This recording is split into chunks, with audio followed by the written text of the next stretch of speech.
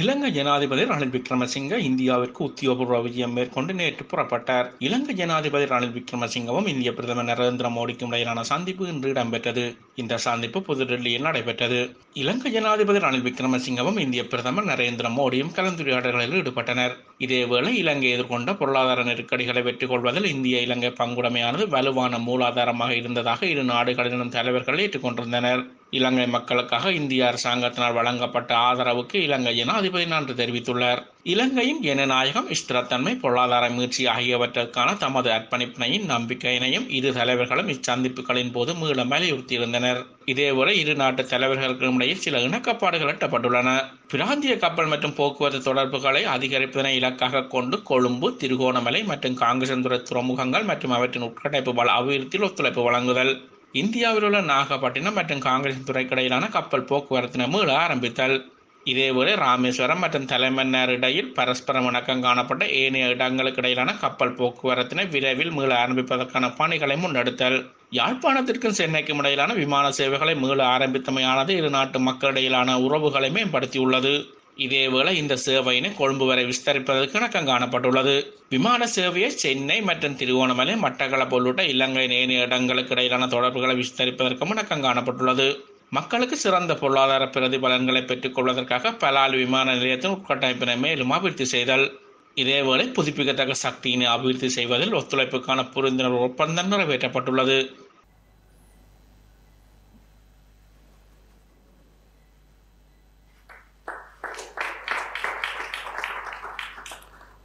The High Commissioners can stay here. Third, we have the exchange of Memorandum of Cooperation for Economic Development of Projects in the Trincomalee district of Sri Lanka. From the Sri Lankan side, the High Commissioner of Sri Lanka to India, and from the Indian side, Shri Gopal Bagle, High Commissioner of India to Sri Lanka, please.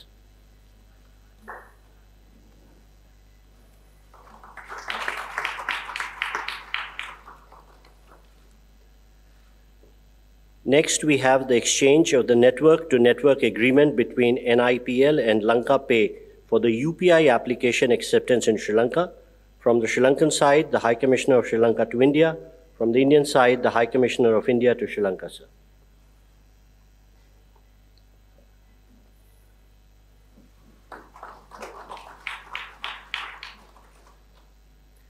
Next, we have the handing over of a document. This is the energy permit for the Sampur solar power project.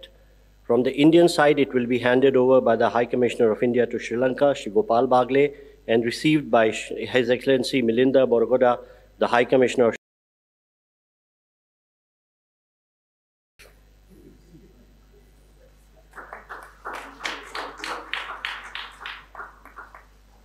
Your Excellency, राष्ट्रपति रनिल विक्रम सिंह, दोनों देशों के delegates, media के सभी साथी, नमस्कार, आयुभवन, वणक्कम। Your Excellency Prime Minister Narendra Modi, Excellencies, ladies and gentlemen, friends from the media. I am honored to be in New Delhi at the invitation of Prime Minister Narendra Modi. This is my first visit to India since assuming office as President last year, and it's a visit to which myself and my government attaches the highest importance. I thank the Prime Minister Modi and the Government of India for the hospitality extended to me and to my delegation. This morning, Prime Minister Modi and I had the occasion to review at length recent developments in our countries as well as in our bilateral relations. I have congratulated Prime Minister Modi on the great strides India continues to make under his leadership in economic, infrastructure, and technological progress in ensuring growth and prosperity to the people of India. We believe that India's growth will be beneficial to the neighborhood and the Indian Ocean region. I have also appraised Prime Minister Modi of the extraordinary challenges that Sri Lanka has experienced in economic, social, and political terms in the past year, and of the reform measures I have spearheaded on a number of fronts in overcoming these challenges. I have conveyed to Prime Minister Modi and to the government and the people of India our profound appreciation for the solidarity and support rendered to Sri Lanka in what was undoubtedly the most challenging period in our modern history. Friends, in reviewing recent developments in Sri Lanka, I shared with Prime Minister Modi my commitment to bring about economic recovery leading to sustainable and stable growth with justice and equity, which will benefit all segments of Sri Lankan society in all parts of the country. In moving forward, I have explained that I have set Sri Lanka firmly on a path of economic reform and that Sri Lanka is already witnessing the stabilizing outcomes of these measures and the revival of confidence internally and externally in the progress of the country. I also shared with him the comprehensive proposal I presented this week for furthering reconciliation, power sharing through devolution, and the multiple elements of the Northern Development Plan. I have invited all party leaders in Parliament to work towards consensus and national unity on these measures.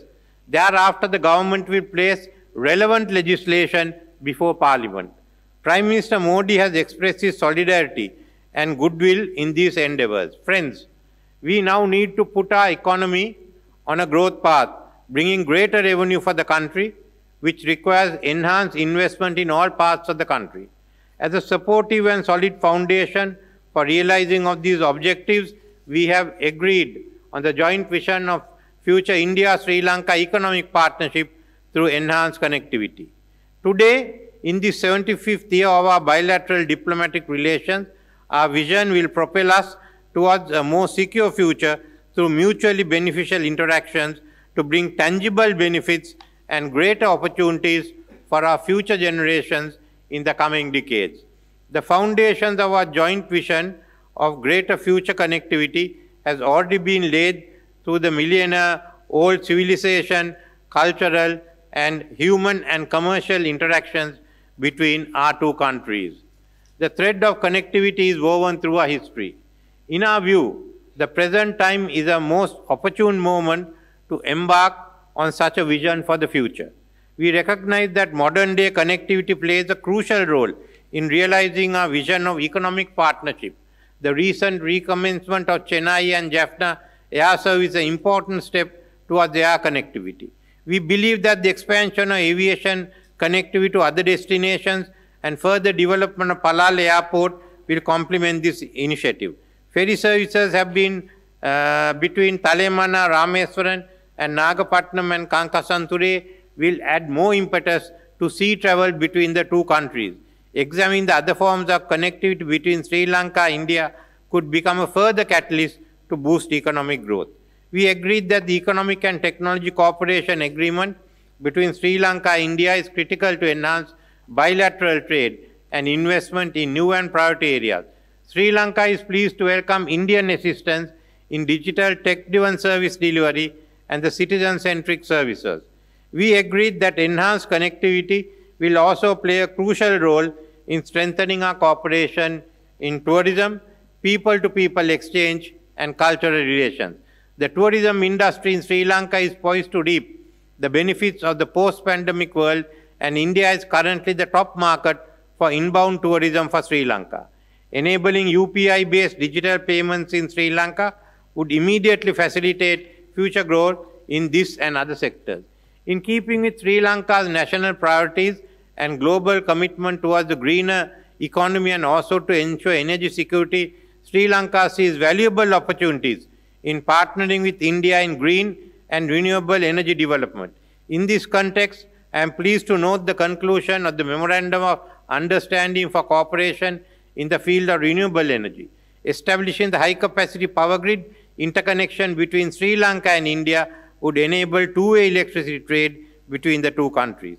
The development of Trincomalee as an energy hub with the support of India is a crucial step towards Sri Lanka's goal to evaluate Trincomalee as a hub for industry and other economic activities. Prime Minister Modi and I believe that the construction of a multi-project petroleum pipeline from southern part of India to Sri Lanka will ensure an affordable and reliable supply of energy resources to Sri Lanka. We also discussed how to improve our cooperation in dairy and animal husbandry sectors to realize our common interest in achieving greater socio-economic development and enhance the nutrition status of our people.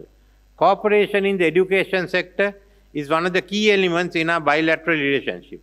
We believe that establishing new higher education institutes with assistance from India is important.